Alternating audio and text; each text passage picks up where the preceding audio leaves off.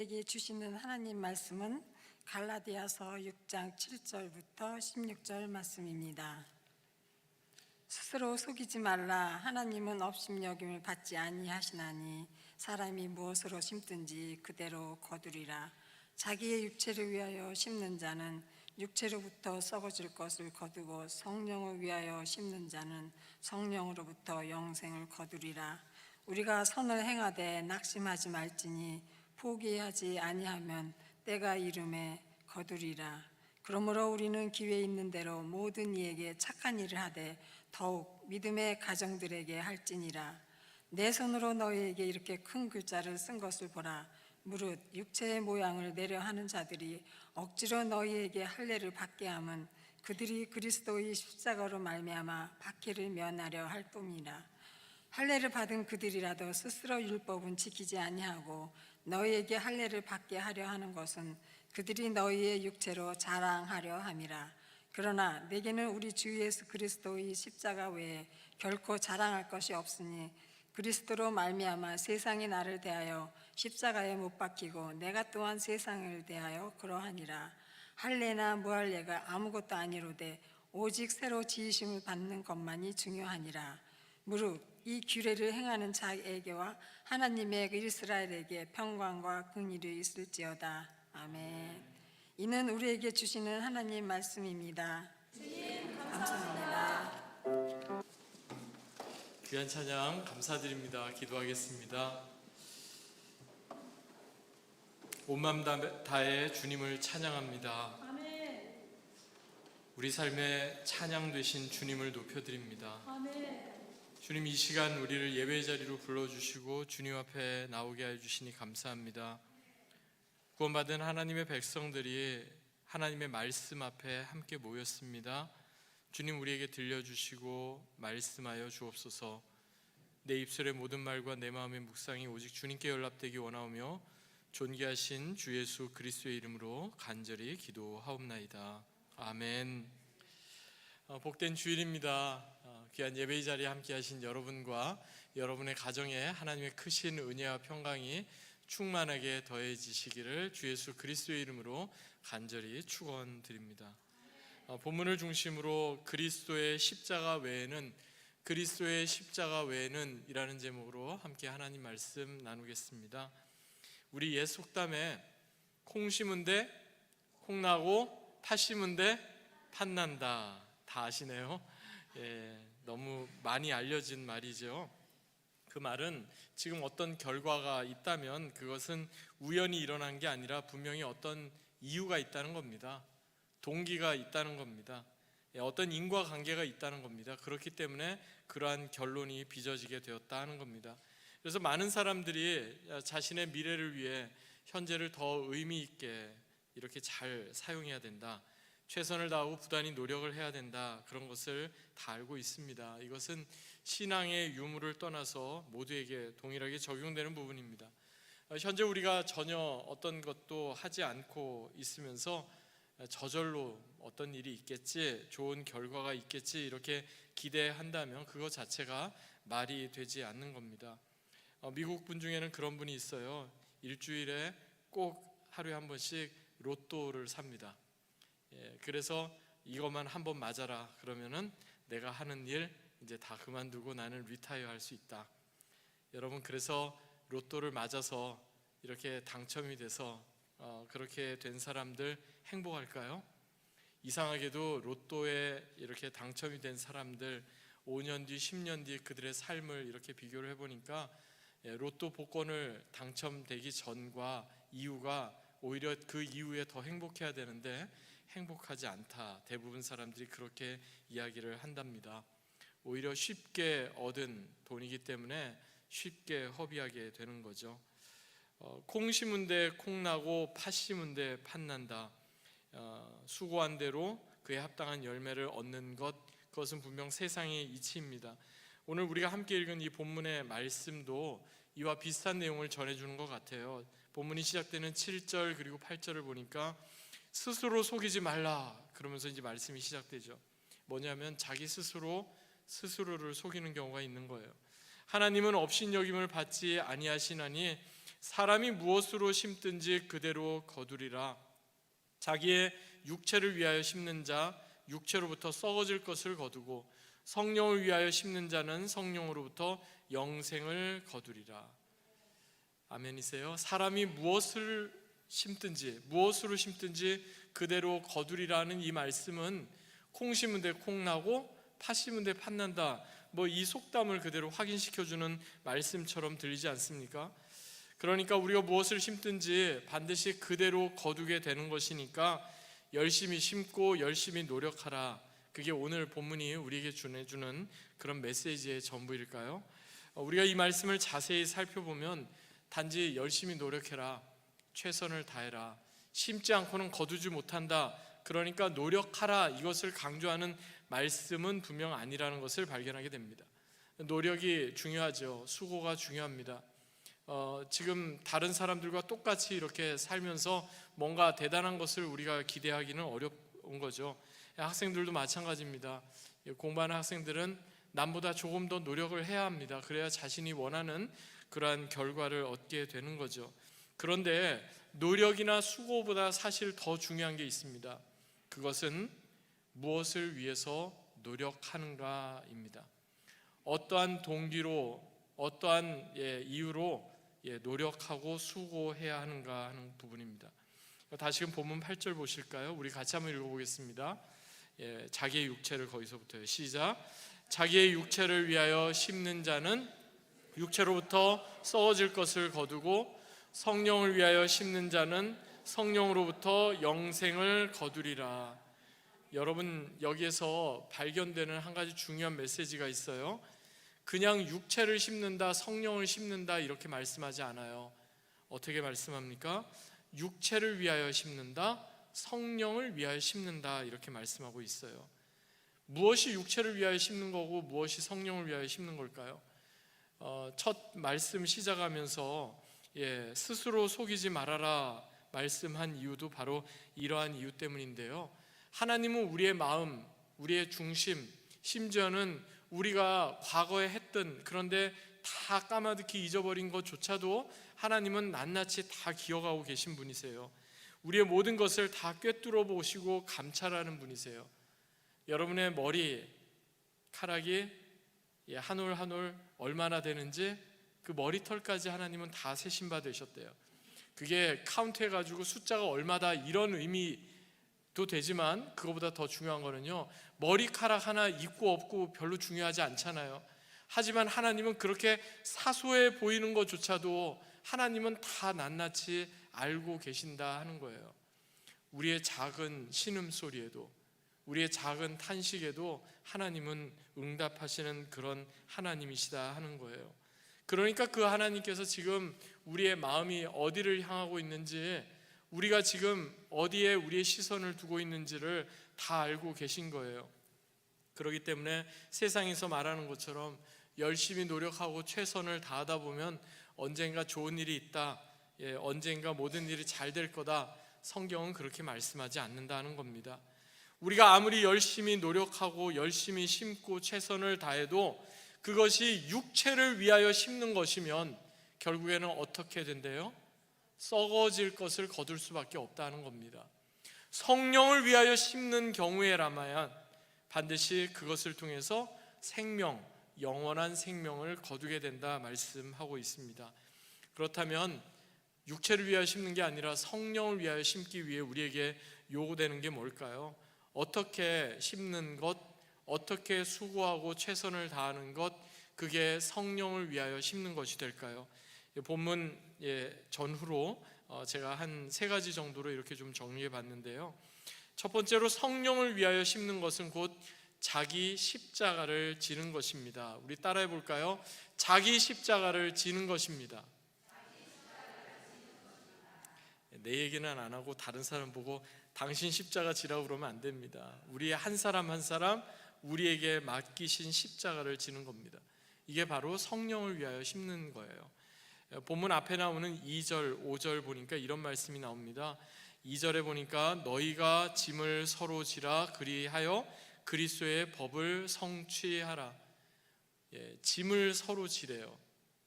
짐이라는 게 있잖아요. burden이 있잖아요. 로드가 있잖아요. responsibility가 있잖아요. 그걸 서로 지래요. 그렇게 되면 어떻게 된대요? 그리스도의 법이 성취된대요. 5절에 보니까 또 이렇게 말씀합니다. 각각 자기의 짐을 질 것이라. 그러니까 다른 사람의 짐을 져줄 뿐만 아니라 우리에게 맡기신 짐을 져야 된다는 겁니다. 여기에서 짐이라는 말 대신 십자가라고 이렇게 말을 바꿔보면 좀 더 그 의미가 분명해집니다. 그러니까 십자가를 함께 지는 거예요. 서로의 책임을 감당하는 거예요. 그걸 통해서 그리스도의 법을 성취하게 되고요, 우리에게 맡기신 십자가를 짊어지는 거예요. 그것을 통해서 성령을 위하여 심게 되는 것입니다. 여기에서 짐을 서로 지라는 말씀이나 5절에 나오는 각각 자기의 짐을 지라는 이 말씀은요, 어떤 부담이에요. burden이에요. 또 어떤 responsibility예요. 책임감이에요.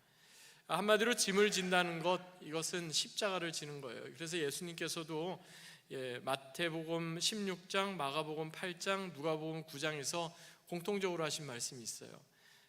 나를 따라오려거든 자기를 부인하고 자기 십자가를 지고 나를 따를 것이니라. 그러니까 성령을 위하여 심는다는 것은요, 씨를 뿌리는 것인데 결국에는 나에게 맡겨주신 십자가를 짊어지는 거예요. 십자가를 지고 씨를 뿌리는 거예요. 십자가를 지고 수고하는 거예요. 십자가를 지고 주님께서 맡기신 일, 사역을 감당하는 거예요. 그렇게 되면 진정 하나님께서 우리에게 주시는 참된 자유함이 있습니다.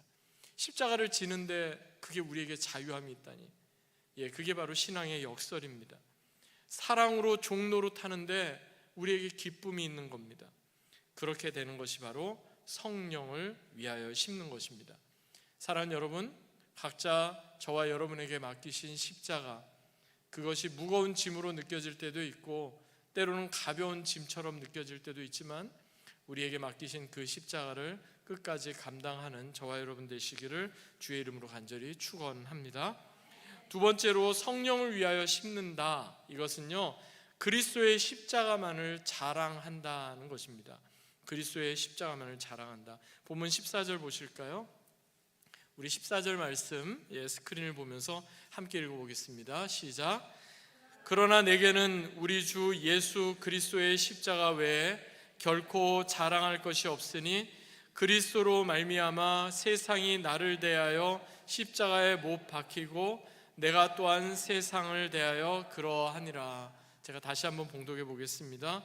그러나 내게는 우리 주 예수 그리스도의 십자가 외에 결코 자랑할 것이 없으니 그리스도로 말미암아 세상이 나를 대하여 십자가에 못 박히고 내가 또한 세상을 대하여 그러하니라. 사도 바울이 나는 자랑할 게 예수 그리스도의 십자가밖에 없다, 십자가만이 나의 자랑이다, 그렇게 이야기해요. 그런데요, 사도 바울이 기록한 서신서가 학자들에 따라서 신약의 13권이다 얘기하는 분도 있고 14권이다 얘기하는 분도 있는데, 우리가 매일 말씀 묵상 토요 새벽 기도에서 함께 나누고 있는 빌립보서 말씀을 보면요, 특별히 빌립보서 3장에서 사도 바울이 자기가 예수님을 만나기 전에, 예수 그리스도의 복음을 알기 전에 자기가 어떠한 사람인지 이야기하는 그런 장면이 나와요. 내가 난 지 8일 만에 할례를 받았고, 내가 벤야민 집하고 이스라엘 사람 중에 이스라엘 사람이고, 내가 율법으로는 바리새인이다, 그러면서 얘기해요. 그게 뭔가 별로 우리에게 말을 이렇게 와닿지가 않죠.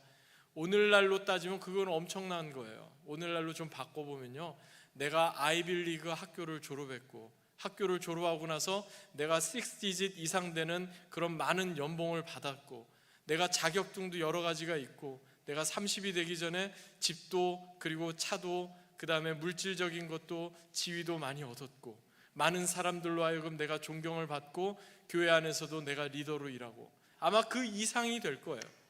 나름 괜찮은 사람인 거예요.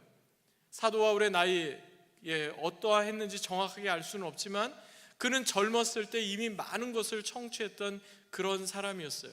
다른 사람 딱 이야기할 때 사도 바울, 그때는 사도 바울이 아니었죠. 그때는 그가 사울이었죠. 사울, 저 사람 대단한 사람이야. 오늘날로 따지면 저 사람 공부도 참 많이 한 사람이고 저 사람 상당히 실력 있는 사람이고 그런데 믿음도 좋은 사람이야. 저 사람 지위도 대단한 사람이야. 그렇게 인정을 받는 그런 정도다 생각할 수가 있어요. 그런데 그가 예수님을 만나고 예수 그리스도의 복음을 알고 나서 보니까 그것이 아무런 소용이 없더라 하는 거예요. 그래서 빌립보서 3장 7절에 가서 자기가 예수님과 무관하게 행했던 모든 것, 과거의 자랑거리가 될 만한 그 모든 것들 뭐라고 이야기합니까? 내가 이제 다 배설물로 여긴다. 배설물, 좀 순화해서 표현한 거예요. 쌍디귿에서부터 시작하는 말, 그걸로 여긴다는 거예요. 더 이상 소중하지 않다는 거예요.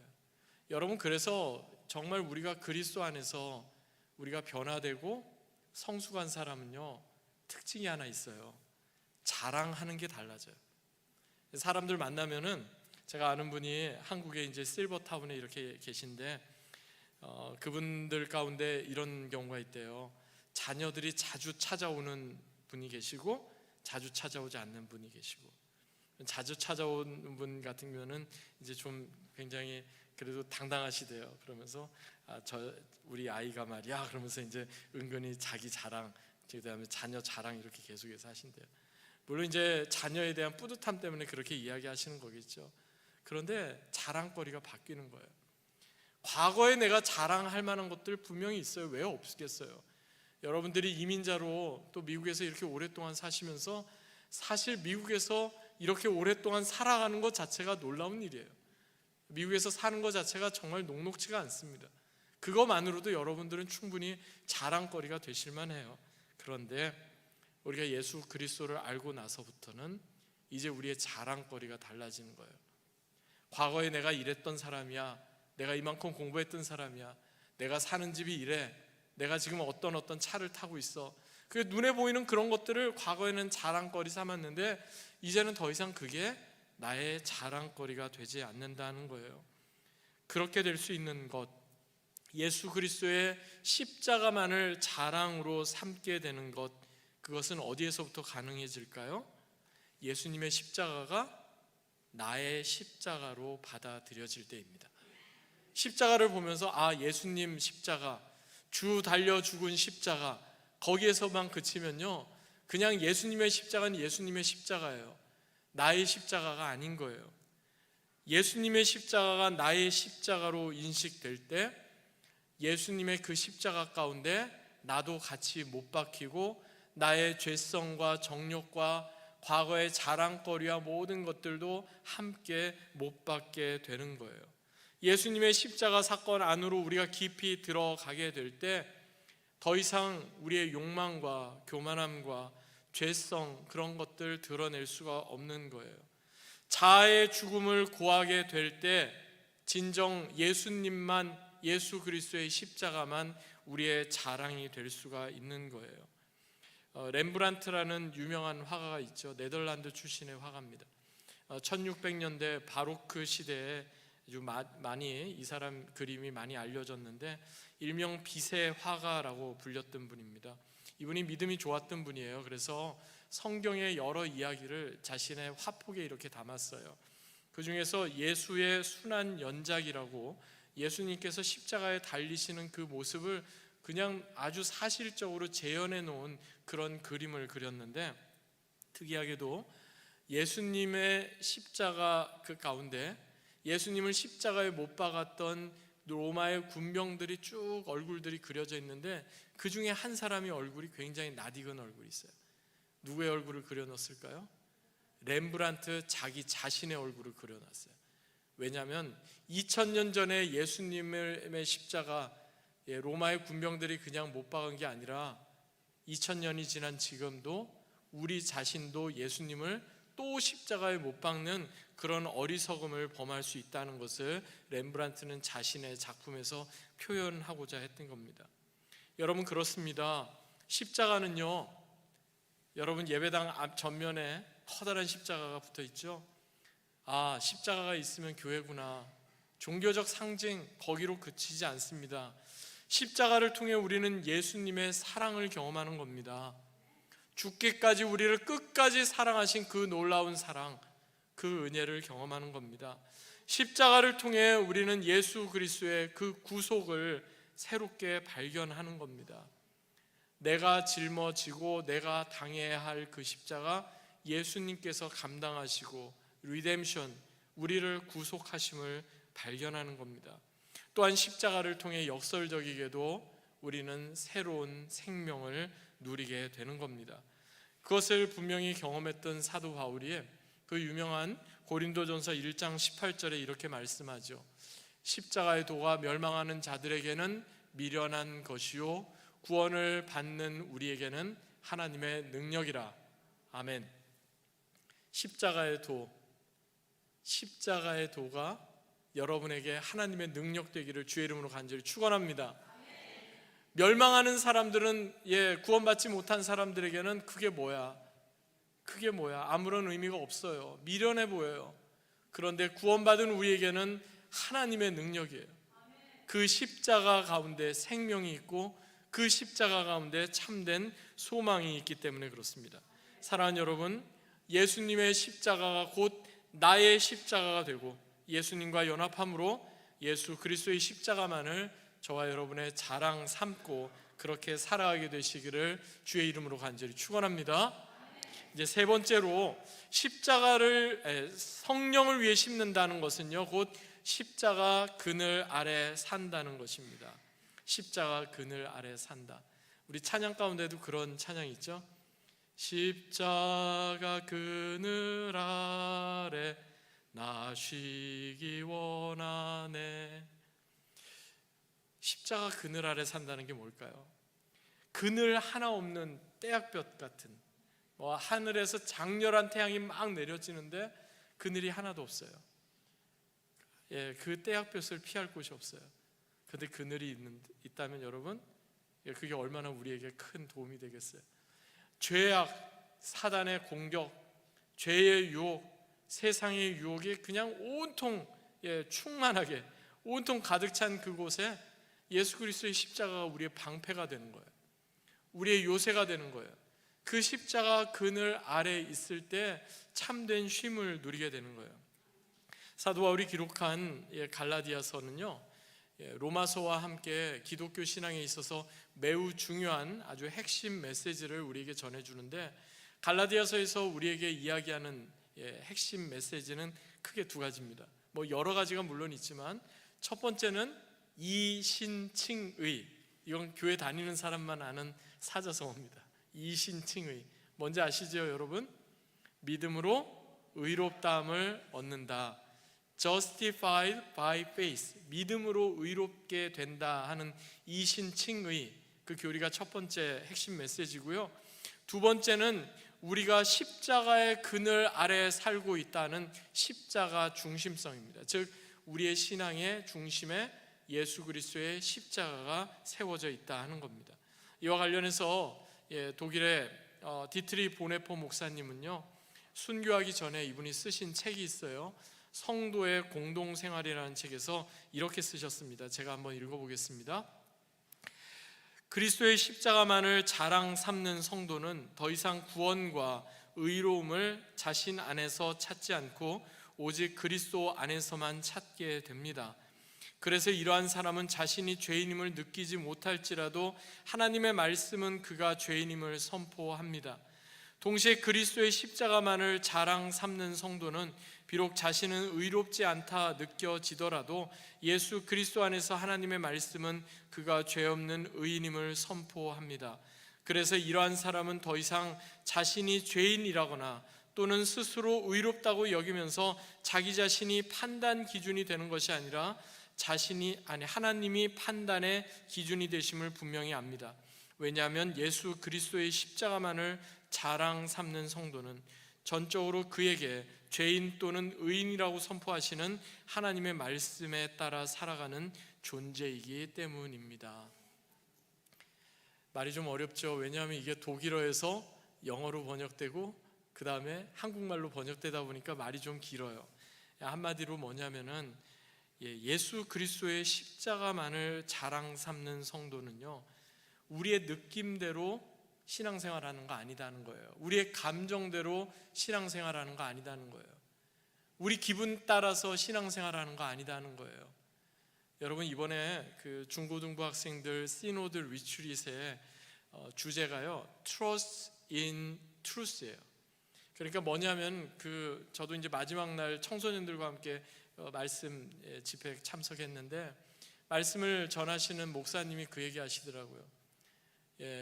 찬양하고 나서 너희들 감정이 막 고양되니까 은혜 받았다고 생각하는데 그거 아니다.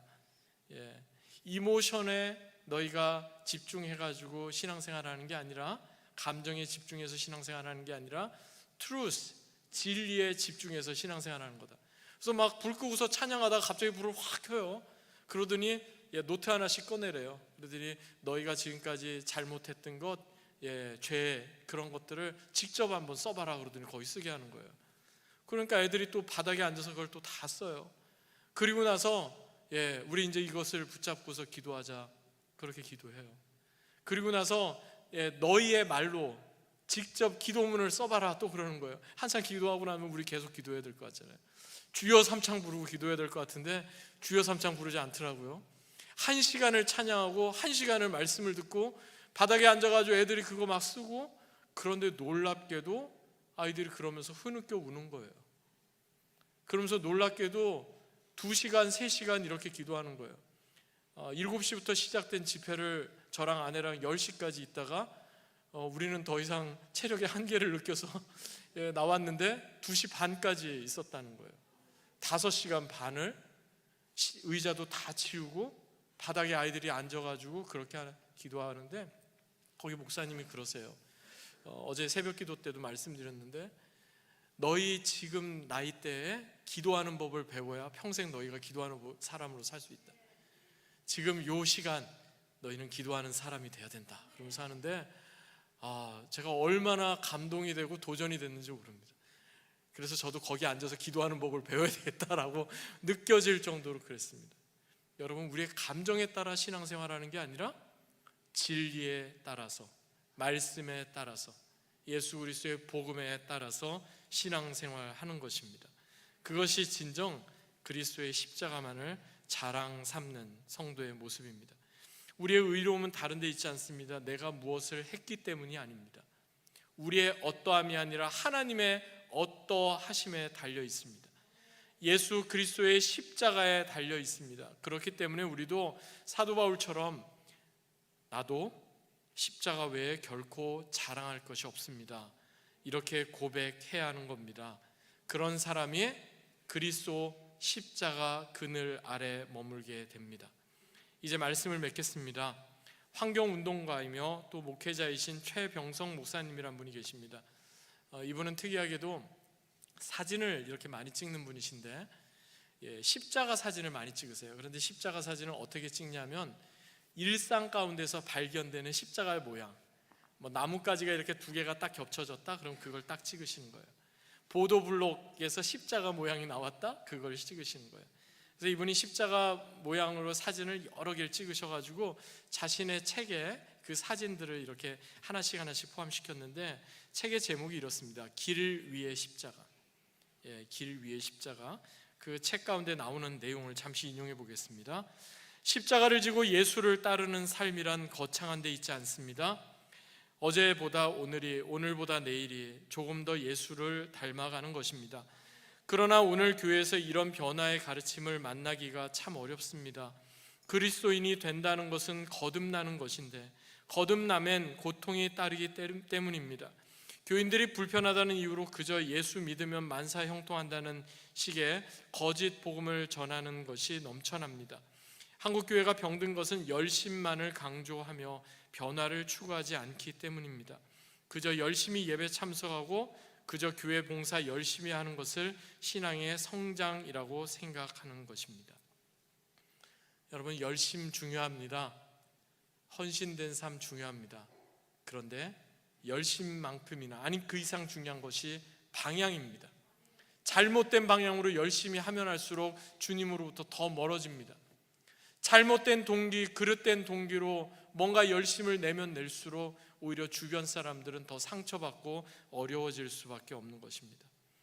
혹시 우리도 열심은 강조하지만 변화는 등한시하고 있지는 않습니까? 십자가를 지고 예수님을 따르는 삶이란 분명 우리 삶의 한 자락이라도 예수님을 닮아가는 것이고 끊임없이 변화를 추구하는 삶입니다. 지금까지 우리의 모습이 그저 열심히 분주하게 뭔가를 열심히 하기는 한 것 같은데 공허하다 이렇게 우리가 생각하고 있다면 그 우리 중심에 십자가가 빠져 있기 때문일 겁니다. 예수 그리스도의 십자가로 되돌아가십시다. 그리하여 오직 예수 그리스도 십자가의 증인으로 살아가십시다. 이를 위한 세 가지, 첫 번째, 자기 자신을 부인하고 우리에게 맡기신 십자가를 짊어지십시다. 두 번째, 오직 그리스도의 십자가만을 우리의 자랑으로 삼으십시다. 세 번째, 십자가 그늘 아래 살아가십시다. 이를 통하여 껍데기를 붙잡는 어리석은 신앙이 아니라 십자가를 붙잡는 온전한 신앙으로 날마다 성령을 위하여 심고 성령으로부터 영원한 생명을 거두는 저와 여러분 그리고 우리 내슈빌 한인장로교회 다 되기를 주 예수 그리스도의 이름으로 간절히 축원합니다. 아멘. 주신 말씀